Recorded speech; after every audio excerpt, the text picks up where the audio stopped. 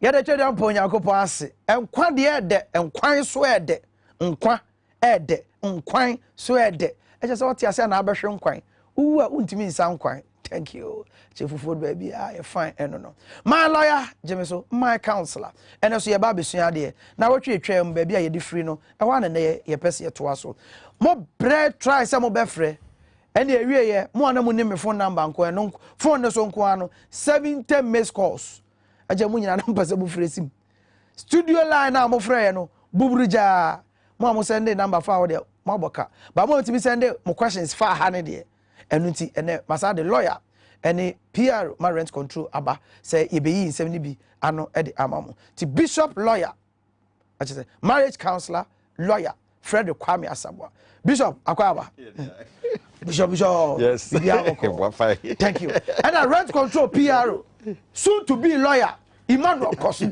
eja akwaba say makola no aduru na say o che o di grofo asem say ye twe so beko eti enche so ye lo ba be yes a rent control be kasa abre mo so for Daakyehene Ofosu Agyeman that say ene ye to aso say de makana matade ne ye ofa Ofosu hene ne pama me wanje me ka pre man to material nko no afre me Daakyehene Ofosu hene Daakyehene Ofosu hene oja me oba ko bi your size be je thank you me am dasi am inshira kamo amopem pama de oni me size afre bi say ya kanu na chapro ne here course ti Ofosu hene nyam inshira wo anim ne bi aso hia na no adana se ama me sam she fata me araba se efe eje se efe thank you mama fe kwa sem kitwa bi nwo no anza na efiti nkomo twetwe no ase and questions and answers pe and yefa say the so ya kire ye no breathe in to me no nyina ye exercise ofie e say twemframa ko mu out breathe in out afem ka breathe in na me yam sase na che sustain no wagina so kakra so breathe in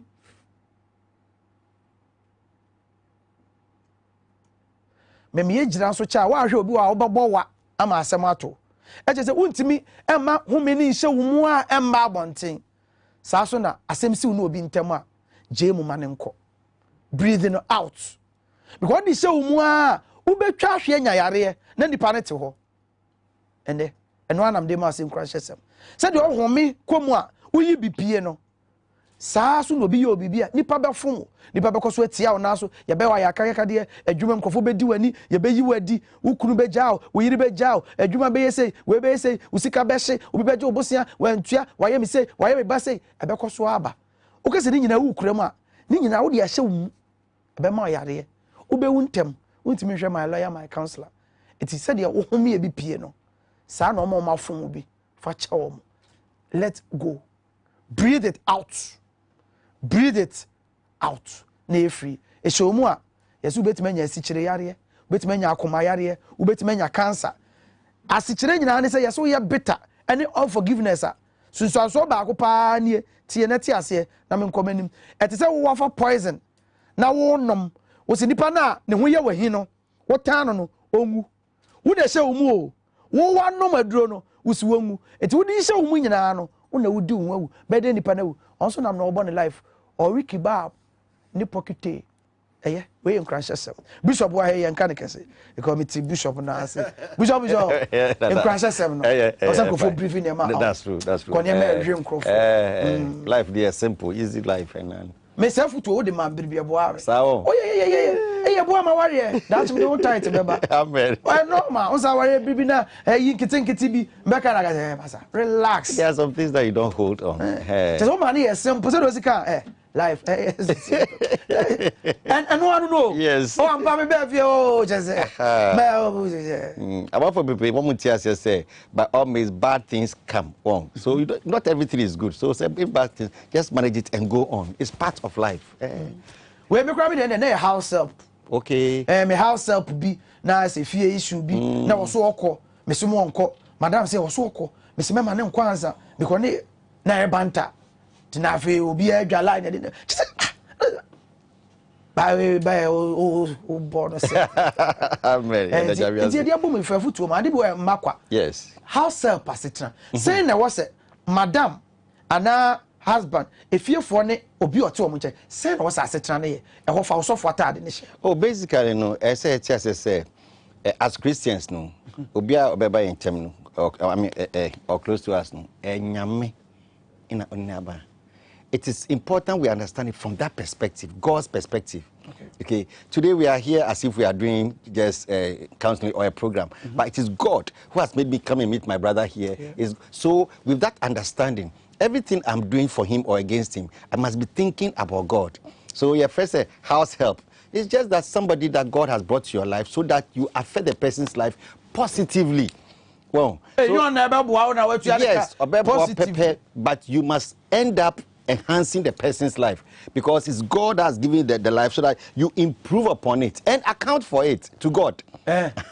Because that God gives us, we account for it. So if you have that mind, you treat a house help like a close relation. You treat a house help like somebody that is really maybe from you, like a son or a daughter. But of course, it's work, so he must do his work and some limits. But the wickedness that people attach, no, you will not do it as a Christian because you see God in that person more than just a slave. Dafu for a time and because we both say na say bi mukro yare the mom Mr. Pozo I know your meka as help us me no I back up meka say bibi ensikwa okay bibi ensikwa anything I say yeah bibi ensikwa temba kwa me ka me life ho e say nya me de nipa fa wa akwan mu a is for a reason yes obi obedi na awotwepe obi obedi bosome obi obedi afe bu obedi mfie mienu ti na wo mu a wadamfo bitimi firim wo nkyɛn kɔ na mu ate kora kyɛ sɛ wawie na adwuma ti nye obi a na ba so obeka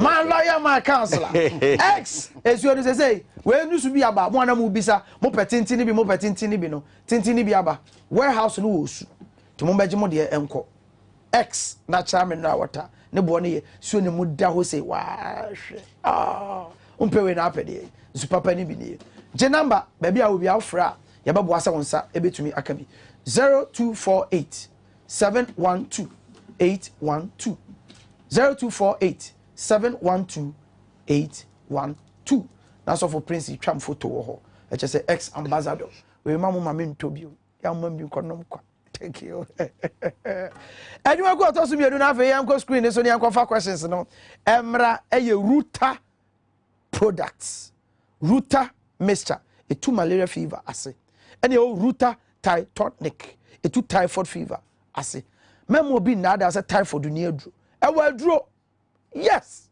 typhoid na aduro tatahwe fenu router tonic tu ase de ma typhoid mabio ene de router life aba ehuru ni pedua na rumojam na yi srade de hyehyɛ wonfe wafu na ampa no router life eso poti bonom bottle ba ko mienu miensa eye immune booster baby eton ro bia benya router aduro ni bi unya bi afra number 0244 503 443 0244 503 443 and the questions and answers ave TV4 on vient go screen this way and yan kan bi mfiri so questions na mo de ba ye no ye yi ne mako the relationship near the ama lawyer the rent na no so ya pass e de abaha good evening pastor ayo yesom please I need counsel and ubenya pa and I've been in a relationship with this guy for 2 to 3 years now.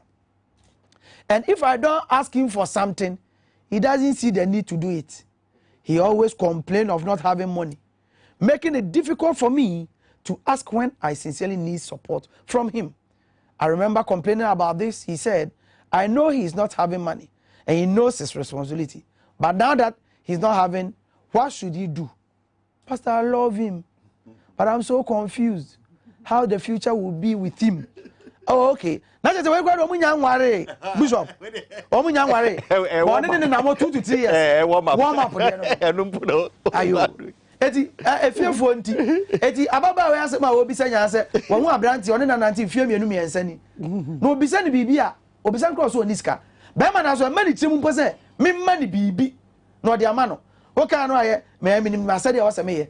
Aso ne nse chi e den Mr. Armstrong onya nware no mponie eso odo no na kuma akodim Bishop onye den. Well, first thing, dating, I mean, they call it dating, courtship, is just a small portion of what will happen in the marriage. Well, into dating, say, oh, you're fine, you see it more in marriage. And then dating, so I'm stronger, you see it also in marriage. Because dating, a time you see the character. Sister, what done character actually. Or yeah, I'm strong, basically, because 2 to 3 years there, at least, I say, yeah, show kakra. Only be cry, kakra, benya one time, no, only be a show. I mean, something. It's so to me, you cry, and the same thing will happen in marriage. No problem.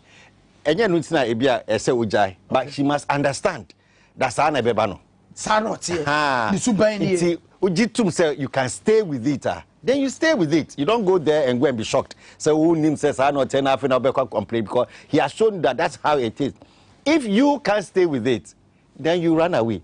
But Oside, I love you. I love him. If you're in love with him and you can bear that portion, fine. Of course, I mean the point is that maybe the man too must be advised somehow. But normally, this advice, she must do it herself. Try to talk to him and try to explain to him. So to Mrs. Sa, no, who says Mrs. fine. And yes, idea, she must just understand that this is how it will be. We are not saying that she should stop. This is how it will be. So when you enter the marriage and it's like that, means soon because who science eventually will end up here. What's the assess open? And I got now. It is sister, a photo nanny at the amount. I just said, I can't do a bit my ball, but a wig open extra money there. But we but you are in love with him. It's really wow. It's choice in the amount. Mommy, I'm going to say a bit answer more questions. Next question. Somebody me renter. Money ready be on my phone so. Mr. Kilson from Kaswa. My tenant has left the house for 2 weeks, but some of his bags are still in there. Can I break the door and pack the things out? Mr. Kosu. Nana say you share your act no man. There will be a friend as condemned process. And it will be Johnny or fear. No, faki no mawa. Who need to me say, Uber force now break it. Because say, oh, yes, sir, they can cost the items. So she knew her cry, or better me about say, the BBI. And she on follow, sir, as condemned process. The process, they say, Uber by your office, or you be more crata, and now post, and now they are caught tariff for 2 weeks.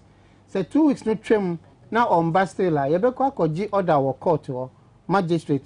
Now you force you now you force now you be door no say be door now you be listing your money now the amount landlord say first year for another 2 weeks say 2 weeks no chemu now ni pakro no Bastilla you come back to the magistrate say nyama ya hu list no ne ye mfa ye den enti magistrate no be guide you say mun koton ana mun fa ko say ana mun fa ko here enti on current control officer now you starting process first no you be man krata for 2 weeks no fan contrario.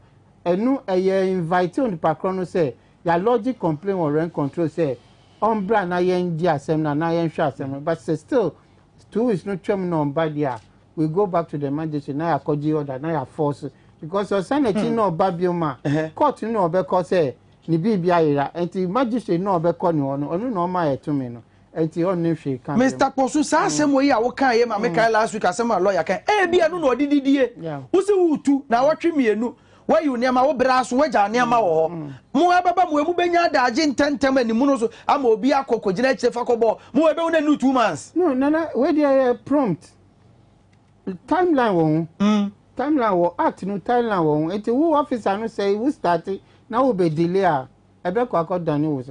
It's a new day specific. Your friend has conduct process 2 weeks, 2 weeks, and one are or the free castle more rent of your office or castle. I was saying, yes, I feel Nipan Becamo Becas a car and you fuel a short no cada for the alcohol. I know the emblem so quiet and only say a bed print is our form now. One castle the Becqua Cotario. Now what your picture for evidence say would the Cotario say 2 weeks no tremor. Ube ye abba as evidence say within the period on the background no yin and one say now follow process. Anyway, the cobra and him. 2 months, 2 months crying him. More muproneni. And no. Lawyer, I don't know muproneni and Ranitiano. Oh, it's an expert. Next question, next. Tell my wife has been sleeping on the bed whilst I sleep at the hall for the past 2 months without sex because of some small fight. What should I do? So, yes. I'm chilling. I said, the area in Pana Bosso. I just said, Batman, the horse, I see your pano. I said, my binti 2 months in it. On Van on your day. Okay, so there was a problem that has led to the non-sex or not sleeping on the same bed. It's a problem, no solve a problem. One car problem in there, but naturally, it's a small fight. Fine, it's a small fight, and there 2 months there. Sister, don't pass it. Could be say, madam, na. I don't know. Yes, but the point is that marital problems, the parties themselves must try to solve it first. Only the two of them try to talk it out. I say a man for your skills, a man skills, a man skills, how to lobby and how to persuade and convince so that matters will die.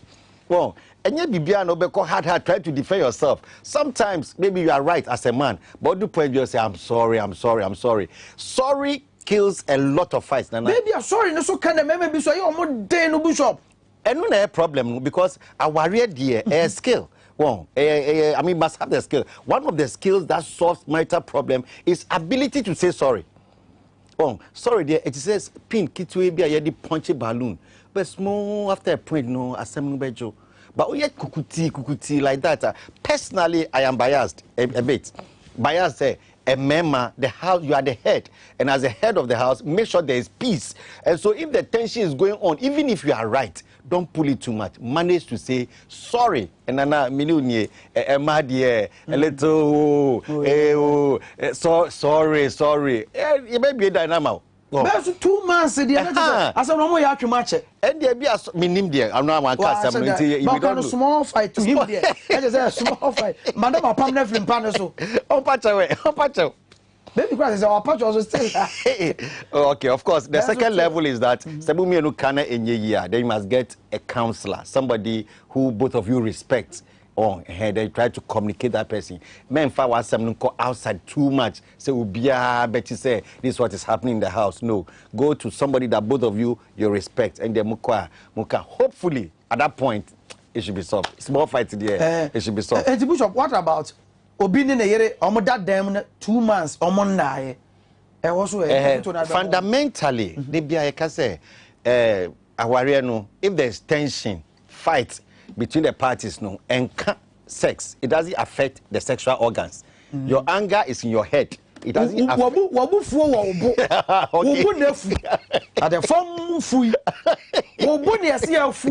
but the home so no matter what happens upstairs, you must be ready and see it as a responsibility. But the Bible says, don't defraud one another, don't deny one another. It's a buffon crano in the midst of it in pono. You can still have it, yes, exactly. And then later continue. Yes, it is the skill of marriage. It's difficult. I mean, you need composure. So it's part of the thing whereby I'm angry, but because he wants it, I give it to him. When I finish, I try to make my point. That's how we handle marriage. Wow. What's your question now? The way I know you know. Next, we are as a classy teacher. No, thank you. I rent a house at La Paz, a single room, self-contained, but the landlord is giving the rooms to me separately. It's $450 a month. But he says the bedroom price is separate from the hall. Rent man. And it was one hour for one. It was so. I've always said, what are you here? Mr. Ofosu, the question is what is here? I didn't think a landlord person, what they wage Jibwonko, or Jibwonko. I bet Chamber and Hall. Papas. Because so who call your assessment now? We hear solely the apartment. We hear hall separately. Now why bedroom separately. So we didn't now manner. Only now the a boy atoso. It's a new assessment now. It is a more assessment certificate. You try say apartment way ni buonye yen segregate all from bedroom. Okay. And in your landlord dear tumra no tenant no ye per se ye share tenant in crown say so we report to landlord and you say who report to say yen fa no court and I yen twin aso yeah, motto our department is to reconcile parties and promote peace. And to say, oh, but that is our main aim. Say Tokwatoko and now BBS Muntama, you better try, say, you better promote this peace. And to away a mobile report, no, now I share, now I make it say, Mubeka album. And to on reporting my landlord, not Mr. Kosu, I want to hear who want Tiasia. Who am say that the one behind that we a PRO. And here we to that now Yefi. Okay. Nipan wo here die wa La Paz. Chamber hall. Okay. Who's one go report to landlord? Then they say if you don't family. And that perception, no, I perceive ye free ho. Mu ye free ho. Ye perceive ye. Fear of was so ye free ho. Oh, Nana. And I better me fear mu. Who nya my crowd report to me. Nana say. And then you want me fear. Ko pedo baby. Say hey, I drink say be ye dia, ye bet me aye. Then so dey no say. Ye be draw. Share. Nana, me what did you say bet me draw. What you meant to be can say. Nana. I say landlord no nya about because you can't separate. Because on one or use unless say Nyami Jenny say once a binu wa omu common hall omu different bedrooms so tenants no ba no mujituma they give the different rooms no emomo and it say one more single room one more single room common hall no I say ye chemamo what I say and it say a banu sadia. Then I go with the landlord. Say who dining because a common room bet you bedroom or but how person fridge be be see and also say common be say mu what our bedroom na mu beche and it's our price no yet to me found see onipa baako so me name the situation of the but say on one or use bedroom ni hall no dia who to me segregate the prices of the rent, man. Okay. Eti and my lawyer, my counselor, Monsama Modeba Ebi Anuye, and I had the lawyer, Bishop Frederick Kwame Asamoah, Nisi Consult, lawyer Penny, our a lawyer for session, I say, such at the Central University, Victory Bible Church International, a bishop before or come home, Ebi, and a Mr. Emmanuel Kosuso, rent control on the Casa Emma. Timunse, Modeba, Anuye. Any day, Mamono. And say, Missa, next, a class doctor. Hey, hello, sir. I've been married for the past 2 years. After we married, I had to stay back at my parents' place because of my little boy. We started staying together this year. While staying, it got to my attention that whenever we are talking, he always brings his old girlfriend's topic, always praising them. I just say, your girlfriend back them. That always makes me look stupid. When I complain, he'll tell me it's me he loves, not them. Daddy, from March till now, whenever he touched me, feeling to have sex, okay, Matthias said, feeling to have sex is gone. I don't want to wrong. Any more than Bishop Emerson, I say, we're so kakra. It was what I wanted to hear me. No, I for there. Na o wone maame wo cheche no ba ni kunu wone ni kunu di komo bia ni kunu de ne toto ne gas e atwam gas e atwam and am get we dey not say me get we dey not say me get we dey not say me get we dey not say okaka say ba wona me do he's always on his phone either on WhatsApp or Facebook. When I complain, he tells me it's me he loves, not them. I don't understand whether I should all give me my heart. Daddy, I don't know what to do. And that's also what so that's the thing, but did that, and I mean, it must be there. Will not negate love from a marriage. But I'm say papa no na the tactics no any correct kakra. Okay. Because as much as possible, history there we don't want it to come forward, especially if there's no need for it. Well, I mean, like your past relations, as much as possible. Do you understand? If it will have led to something, I mean, it should have come out already. So, if we are now married to somebody, it is not respectful. Well, say, who mentioned past things that maybe they've done this well, and when I went out with this person, I enjoyed this time. No. It is wrong, and so everybody must learn. What is past is past. If you liked it, you have stayed there. Once you didn't stay there, then don't say but. It doesn't show respect if you bring it in front of the next person that the person that you are with and you cry. What's he? Well, he says loves, but the tactics is wrong. I love you. I love.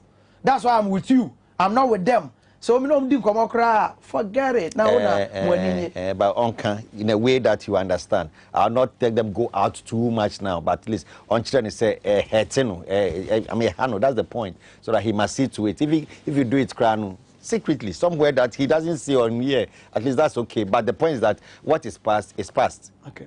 And always come back on. Be me nya be fie wi so gina phone so ani. WhatsApp, Facebook, WhatsApp, Facebook. Onya tension bi kra many bi. 21st century relationships and whatever, because since they are the phone and Rana will be artist, so I can be here with you, but you are not here with me. Yep. Well, even though we are here, you are on your phone. I'm also on my phone, so I'm talking to somebody outside. You two are talking to somebody outside, but it's not good for marriage. Marriage, as much as possible, there must be contact and there must be enough talk. Say, but if it doesn't worry her in terms of communication with her, at least on bon common when necessary. We can't stop too much because me sure say be honest. I mean, this time almost everybody does it, but it shouldn't be so much like whilst I'm talking with you, you're on your phone. So as if you don't recognize me. Yes, and I just say you are chatting to somebody, you are giving attention to somebody else instead of me, and also there it doesn't show respect. But people should also manage phones, Facebook. WhatsApp, whatever, all those things that the social media, they should manage it, especially how it will affect the other party. Okay. It's where the foot on and them no. Never hear mobile phone, a bit me go a warrior. A bimudi SC. Enti show honsu. Next, the classy teacher. Good afternoon. Okay, your boy repeat it. You say repeat it for the no, and a be fry no. My name is Gloria from Navrongo, and I've married for 10 years with 4 kids. And currently, my husband left me and go after another woman. So my question is, what can I do now?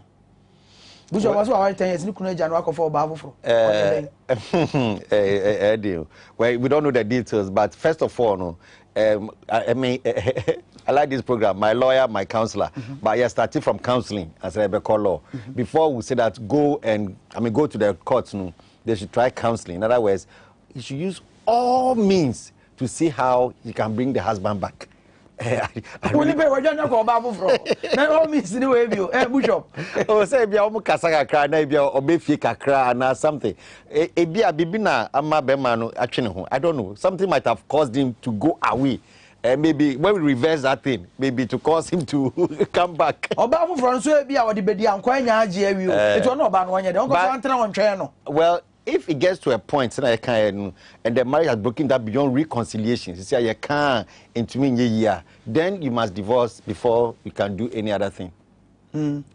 So the point is that has it got to a point say you can't, it cannot be solved. Like I told you, divorce is marriage has broken down beyond reconciliation. So he should try it herself, try pastors, try family members, try friends, try everything. So if it cannot work, then you go towards the area of divorce, unfortunately. Ayo eti mame wasumu a kame kwa na afre me na mpeke ko ndia kaka je se okọ bi wa ni also fa ho adwa o ti wo twede ala se bu jo wo ko tu ko tena obi ho enti on so pe so obo ne so no so ogu ye gwa wa nda so to me. I can't say that one like that. I'm like 2 wrongs don't make a right. And in there I will not give the permission to go and do some. I mean, as if tit for tat. Okay. But he should try to see whether it can be talked about. Okay. Yes, please. Next. I've always heard they have to take 6 months rent. Okay, rent there, but I could be sure for more. No. Okay. I've always heard they have to take 6 months rent, but which has to be effective here in Ghana. They always say they bully own their house, so no one has the mandate to direct their ways. Okay, Matthias here. Their own house. Yeah, I'm trying. If you're 40, who's the also the Biamo Transia, young just 6 months. Fear also say, Yamna Musi, fear man. That's all. Yamna to cement man. Yes. Out on the plot, not rent control. No new home. 2 years, Opaje, Opa, Obiba Beji. Then I can find Mr. Posu. Nana. So we see what then you. That one person rebel in Chichu dear. Tina would them. Men fan rent. You want knockout power. You say housing deficit in cost, but implementation of the law. Yeah, I said dear. You was sweaty. What was cement? What was iron rod? What you will be beer? Who person will be? So person will buano dear. Buano ye. Also, I didn't die on our pet dying on their bow. We hear dying on only die. Beji beat them now for Bobra. Nana say ye tenant ni na ye bejina ye nice to say ye ntua more than 6 months anka be koso. Say ye landlord ni na ye this ye nice or say ye nji more than 6 months anka law no be koso. But say time amu ye mu agreement no na rent control ni ho. Enti wa feche wa kotua 2 years. Obi afeche or the 6 months ko ye see ye nji because 2 years now wa kotua no ya ji.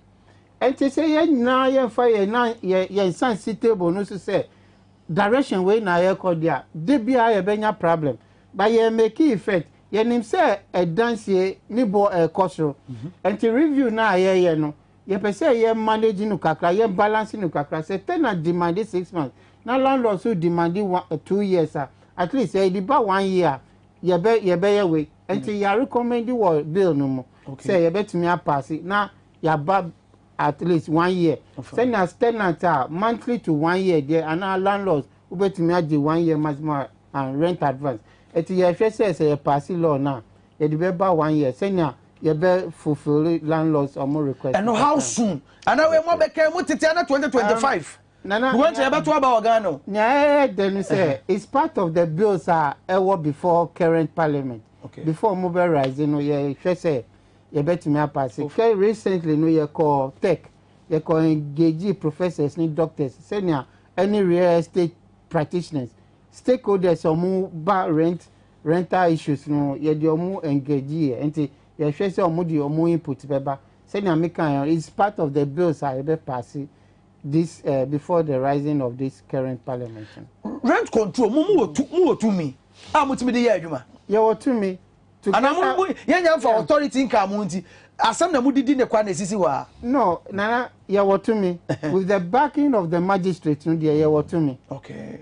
Because say a mouse salmon from rent control now it's amount to some punishment. I bet to me a punish you. Because they tell me besides ya try ma watch say na area bi kura no ansa na boy fie rough for the beje no momo nsabem aso mo nsanim ejina bi say mo to me no na you to me me host next week na me the list amount La Paz price East Airport price East Legon price Chamber Hall single room near di no one near resa mo nsa wo ma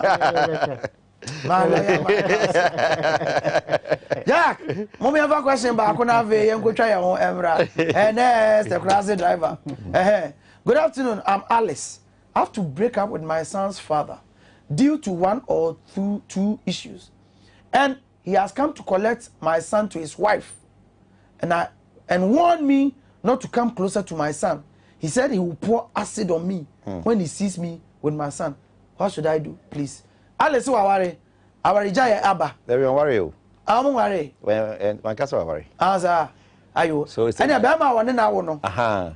Abefa ne banako. Yes. I come out bafu for our. Yes. Bama, this is when you know about the ban or the acid beguneso. No, okay, so straight away. With the family tribunal straight away. Over court, family tribunal, and ask for custody. Court Besham say, okay, we look at the child, the age of the child. They at the time say, oh, one mommy ho and one papa ho. It's not patapa. It's about the welfare of the child. But I don't think they can resolve themselves. So they must just go to the family tribunal. So that the magistrate will hear it and say, okay, it's better the child is with A or it's better the child is with B. But that's what we call custody. But the custody map the other person have what's called access. As the interest say, obey me be funny, be a weekend, it be a holidays, obey nani hunkakra. So it's not one way that my general and the call baby no. It is always balancing. Say obaniwa, the member has access. If it's the husband, the woman to have access. So that one, it's only the court that can resolve it. Hear the whole matter and then decide. So they must rush to the family tribunal. Course of the Agyeman, course me be a bako, also say on an ere ejai. But Obano Caso Mehun Colana or Momumba.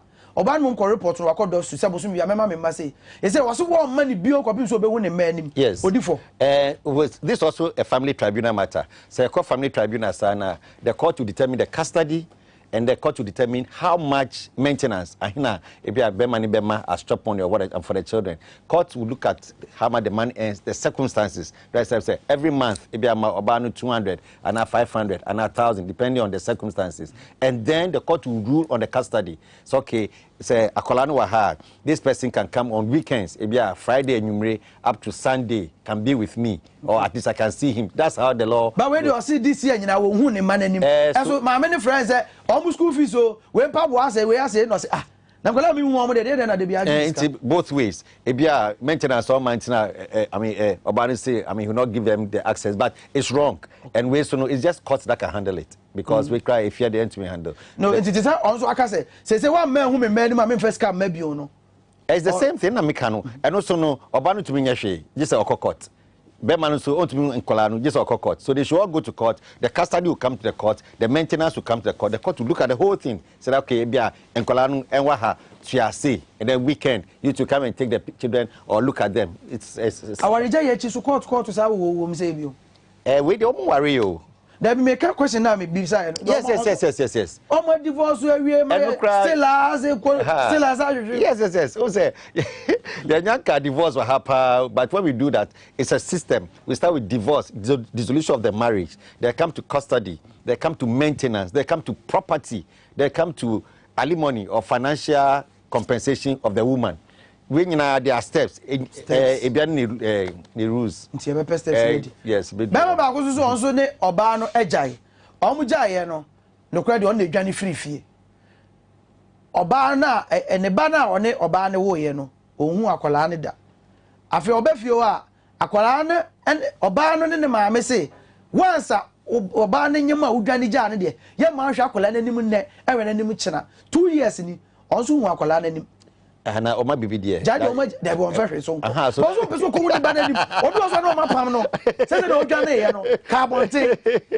All right, so that one I don't know whether there can be counseling part of it. Mr. Boss, we can do you think that there can be counseling part of it? I don't know how the state of the relationship is, but possible that way if they can manage, but whereby at least but it makes common sense that a person who at least must give something. If from pregnancy to 2 years, a bedding, say permission. No, but one can so many room kakre. As so said you Ghana and carbon thing.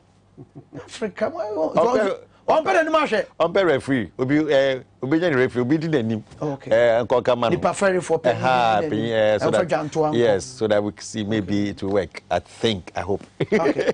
Mama me rent back one I am going to from Kratom running to us. Okay. You see a dem, Tiana is a person, Yafa way, Yafa could break him. Please, is it proper for landlords to increase rent each time the contract expires? I've rented 4 years, and each time he increases it. What should I do? Afi be a fieratum. Afi be a fieratum. Rent control. And then I'm here. No, law no. What baby say assessment every 2 years. So in a nutshell, no, rent should be increasing every 2 years. But in that case too, they say reassessment. And you say nyema akosana why your maintenance and improvement be boa tenant na e wo fie on. And the law be amount can say every 6 months and every 1 year obe increase rent. Yeah assessment. You will under section 19 no see me landlord no need can say obe increase rent mbo rent control money. Hey, and won't be maybe some was where you can't ramo. Na course say ano say for the past 1963, for the past 1986, education aye if na who be wo na me who be cry. And the sensitization program no course since 1963 dabe na won say ye review law no enti nyama bebre sisan wo rent control nyama bebre sisan wo Ghana ha enti yan friend share adwem say nyama sisan enti say ya jatum say nyama sisan dia yen sisan ya adwen na ye make sure say law no say wonim say wo ye landlord who bo obi po say na ye apo kai say wo babiti apartment and hostel be urban university. Now would you be no? You'd be your ubano. And to say we are the power ha. Landlord no also. Obey the power. Now you know ya and preaching a who preach. But law no never. Law no never. It's your landlord be two. A density come no. And Miranda Chesa also about rent control. No boy money. As well you say ma. Nana, since I started Matthias, since I started sensitization program, landlord baby I started G monthly rent. A minimum G maximum of 6 months rent. Though number no very small compared to perception now and near question. But you himself kakra a bedroom. I was say if you're rough one ba. I saw muba. Some person be tum. Now your question say DNT now person utum. Firstly, the economic situation are changing there fine. Because fine. And now why improvement I bet boas our tenant now or no. You bet me aboa not together with the tenant no. And it's a issues as assessment certificate no. Tenant to bet yes because of 1212 no. Nyama akosrenti ese onu so or the game kakra non tia more than near question. Say tenant na if you run na tenant ni so be report wa area was ho na member ko school chira ko fie re betumi ene mam kama no ntu na menya ni sai na 19 na ye pese ye fa sa affordable and social housing issue no so fambo mo enu sa no aban no so abie ni sem say any private person owo ahoodin say obetumi aboa na ya si dan bebre say na sa landlord say ni omo cheat tenants no enu so be bra for enti say owo ahoodin say obetumi aboa yes land wo ho obetumi amawo sa land banks no na social amenities say road ni pipe just say nu na Mr. Ofosu kasama aban na you say ni kasama PRO o say so na no mo say e say say enkran ne we ehim bi de na da we fa kosi affordable de si ja wo bi kura ye nto aso nie yo Mr. Ofosu mi kasama aban enso de o ya aban so ka bi ma Nyami can say your committees bebre anti policy ayedi bense say your mawu asasi na we sit down was so the cost of the land no ebeba form okay and it say sa cost of the structure no ba form obe to me aton no because near who can sa edan ya sisi enya affordable eso say affordable enya affordable ya can say ya jatun say enya affordable how many Ghanaians obe to me ato sa asasi no but say ma akonya na ye ma asasi ye ma pipe ni electricity ni niama won fan untumi fan kan edan no na unkoton ebe ma sa we ni aba form eti ye say ni American no ye na ye mboa okay ma ye nja ma ban keke ye na ye mboa na ye hwe say ye betumi okay so because you know that normally lawyers say agreement for tenancy sometimes we put in the clause that after 2 years the rent to be increased by a certain percentage sometimes you throw 20% or 30% or 50%. What do you say about that one? That is it's also illegal. Oh, okay. 1 point you recommend you when say you be use per capita income now you dey increasing rent okay and you dey shame say if every year you be share CPI no say na akoso no now you dey determine say 5% 10% na landlord any tenant omo na say omo ahun say per capita no accord this level and you should expect say we rent no ebe cost level no but sa clause no anything na on say before we be akodi rent advance for tenant be wa landlord no under section 4 of the rent control law 1986 no you see you have to lodge that tenancy agreement with the rent control department for them to assess yes say na ebe hwemu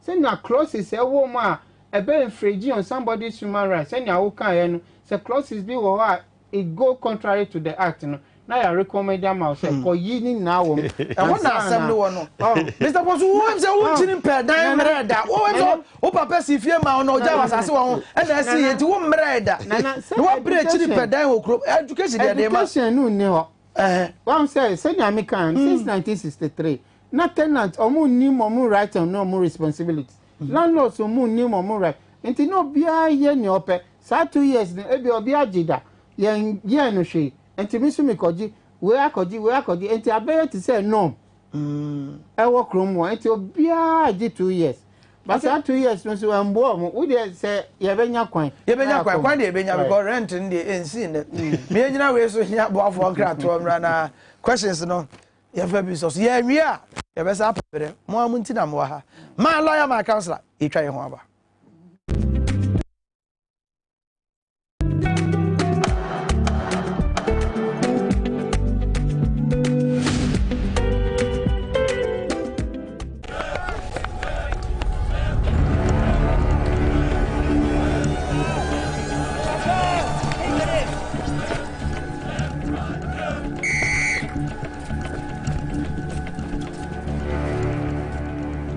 We are one man short. Should we invite him? Yeah. It be old cargo. Can I join you guys? Yeah. Oh, it's brave, fresh, natural, eggs, mineral, water.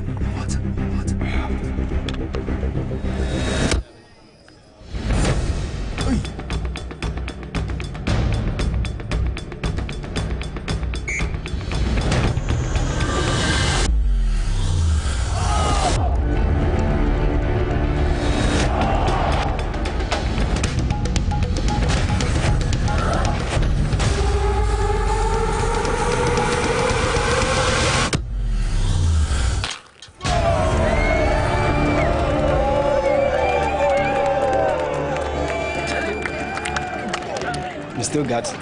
Always keep hydrated naturally. That's my secret. Manufactured with the primary aim of preserving nature's finest minerals necessary for a healthy mind and body. X Natural Mineral Water. Simply natural.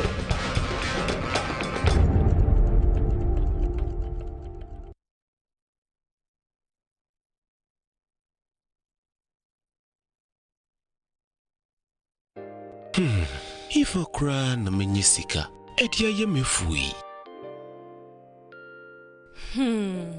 Ehin papa na menya bosia edia tre medwuma yimu. Kai kra mabre me yebusia ato taxi fufu. Suhum Rural Bank. Suhum Rural Bank.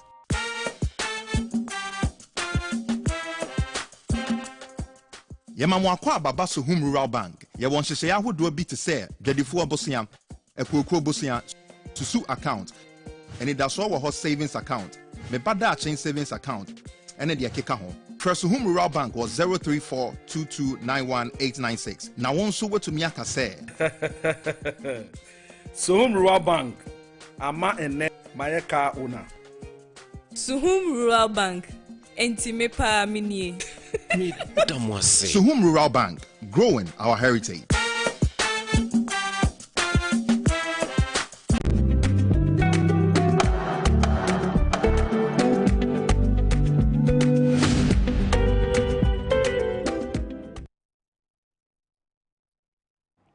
Ya mwakwaba ugusu ehwe my lawyer, my counselor, e TV XYZ so. Aha na ahwe no. E na aha na ya ubi se wasem. Tito da amofra ya amamo nkase e na mehwe no baabi. E ha na ahwe no. Why? Your friend me Daakyehene. Thank you. Bishop baby mo fra ya na kwese na yo say mehwe na no me budget ni say ah. Wo hwe no TV XYZ. I say da bi o. Anya fa question ko hoye. Sa wona hwe say ka number na ho number na. It's your number na ha asem ne eka. Why? Enye ntokwa odoso ba. Mam tu everyone e nkwa questions aka so ah. Nyamebo Wisdom Summit baso. Dwumadie sonko TVXYZ ne Power FM. Aka album ye de ehihye so. August 20th. Nyambo ye memenda. Anopa 10 AM. Osu Presby Hall. Ewo na dwumadie yi ebekoso ewo. Omo ebekasa no my marriage counselor Reverend Daniel Y Donko obekasa. Dr. Samuel Amotobin or Tobinko Group chairman obekere how to get money is important. Besuani empeska ya kroma yeshio. Tuwe iskani tiatoza edi afreno. Reverend Mrs. Charlotte Odro, also a marriage counselor, also bekasa ewo. And Dr. Eugene Ba, or embryologist. We in Chirimkes. Baby and free bekwan wa. Kwa faso awodi ene ho ne manema ti. Enti akasa mafo no no. Celestine Donko so ebeba be mhu ya nwom e de afefem kama na bibia akoyie. Meni so bebisa ade na medin so ya fam din amem. Enti eche se me nto nwom ho. Enti atezo oni ombetu ya me kakra de omo antwuru medin. I don't worry. Me wo. Enti ne ma ye beka ho asem ni bi.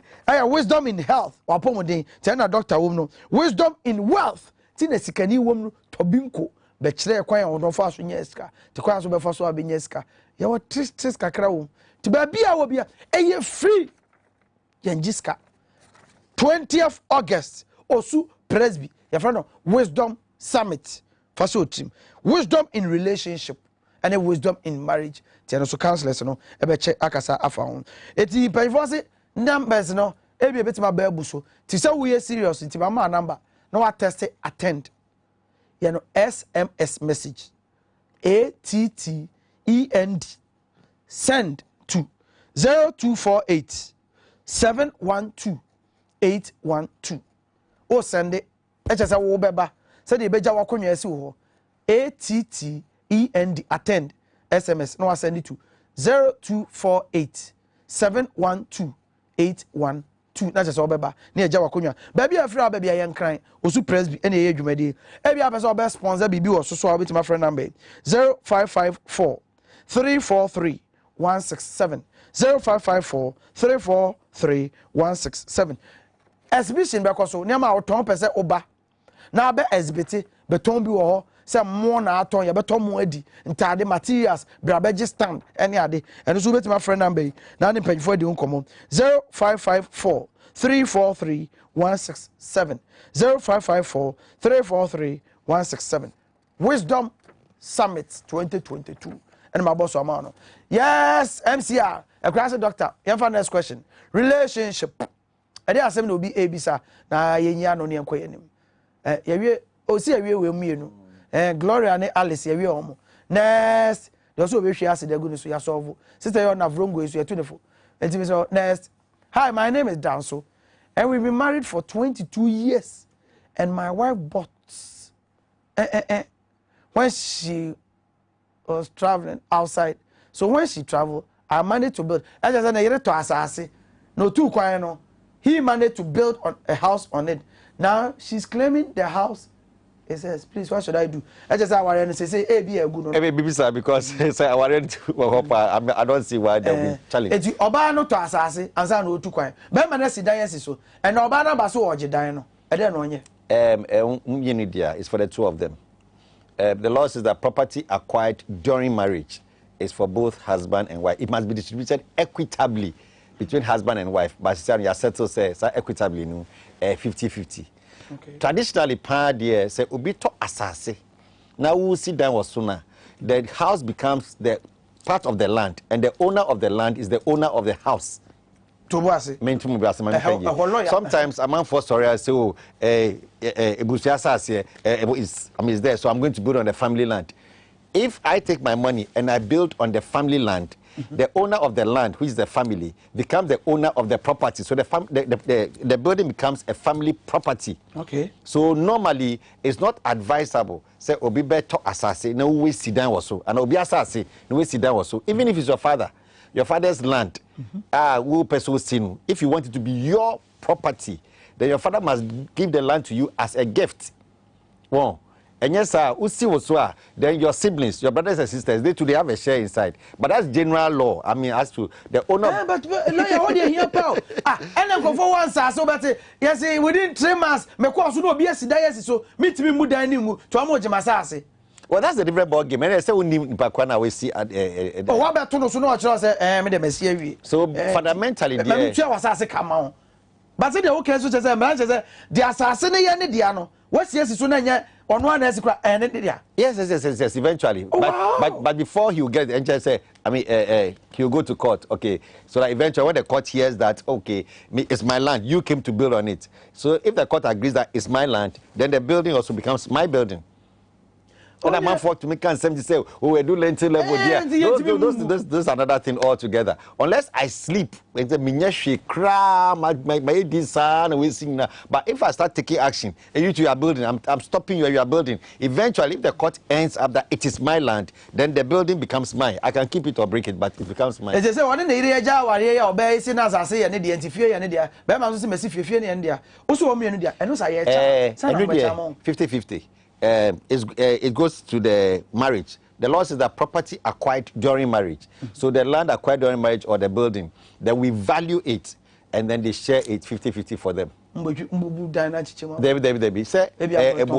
So if we finish that, this is the cost. It's you pay the other person off. But both of them have interest in the building. That's what I want to say. Well, so then they will sell it, share the money. Oh, such as here. What is it mean doing number? In fact, divorce and marriage, the emotions involved, the pain involved. It's another thing. But one who see, they just divorce, but it's not as easy as that. Seriously. And Bishop Eka warrior side, no rent control, Muhumba Wimbi, and I'm going to say one say where specifically law. Okay. I don't know. The current law is it 12 years? That if you don't do anything about it, then the person... Yeah, that is where somebody's land, or maybe, and that's, you call it adverse possession. Exactly. A land is there, maybe it's yours. Yeah. Somebody comes on it, you are quite sad, the person is there for 12 years. The limitation decree gets you, that you cannot take action against that person. That's why I said that if you sleep, if you don't do anything. But once you take steps and you are stopping, the person is building. Eventually, if the court decides that it's my land, then the building becomes my building. But lawyer, what a bremu because what the uncle for the Franco for Sasia, and I am free so hot, near Tiasientra.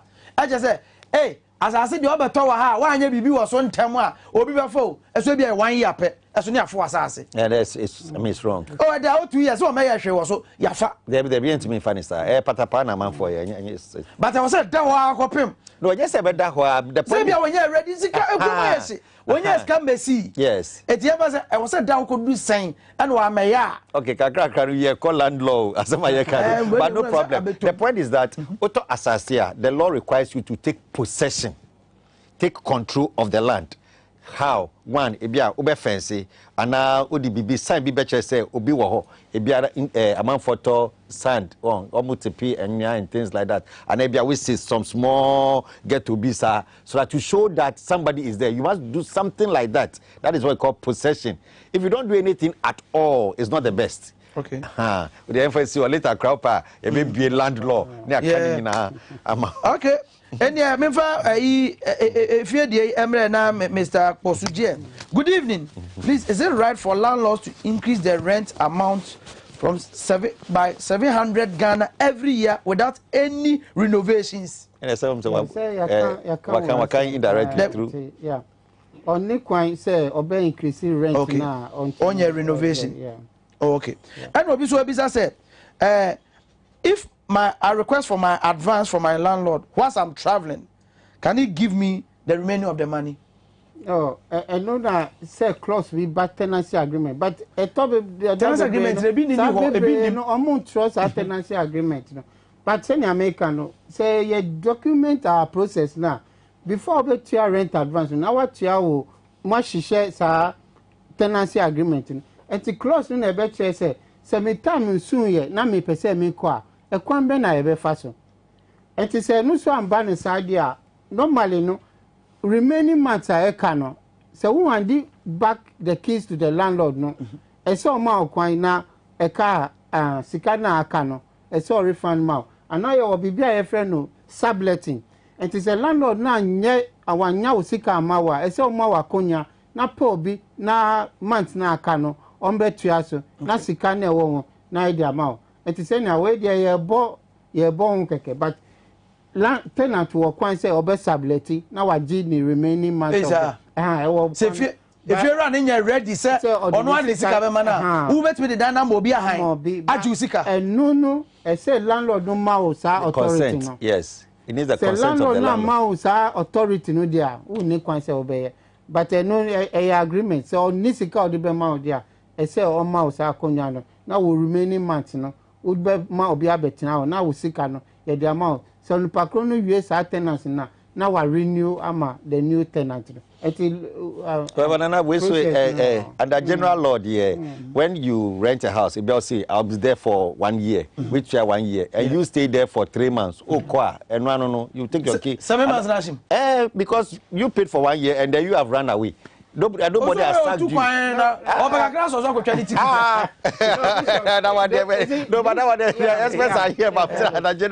That's it.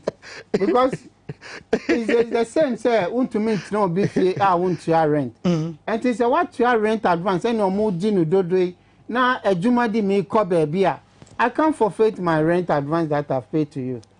And no na eba say anything am random ma say ubetimi asablet say landlord no ni sika o de be ma no na o de ama metina case back so a landlord no say period that obey advert ni na ebe call tenant ni refund. It's unlawful. It's unlawful. Or say advert crowd obey now the pakro abe for abano. Time na ko ni na it's unlawful. Oh, but Omatias here. Okay. And I can 1.5 years or 2 years. Oh. Ya caution no. And our dime baby and say no or send me message say or the dano ma for 6 months. Oh fine. And one say education no no be idea sharing 2 years. But say no unless landlords are more greedy. Me ever see her because it was a penny. Yes, brother soon. Women on the front line but counselor questions a surprise from different regions money are they? Oh, first of all, no, me they say different regions. It's just a amount for listening to our program and we are helping them. So I will encourage more people to listen. They should call friends. Let's listen. It's just advice. So I encourage people to listen to this program because at least we are giving information out wherever. Mo yase bre na so ayen ka hwe nka ho ebio ti number na da so no ubetumi afre 0244 613 ba openi ya unsa numbers ne do so wo send no message dia ebi na ready bi mu dia amom no na brepem ya mampanyfo yi ya no e di ama e na brebe my kwan ama my lawyer my counselor and na ye di nyina asi tv fo ni nyina ase da PSA enkoma mo ta akire ma bibia ye kama afia usu ma producer number Bishop lawyer Frederick Kwame Asamoah Nisi consult ene enya no ene Mr Emmanuel Ofosu rent control PR say you free and dia obi abeba na 1 by 1 na the topic no say ya no na ya to aso Daakyehene Ofosu Agyeman ni medi tare ne yofa usia fosu hina dana semame Jack nyamboa da se ne be afia usu Josamba wai good night.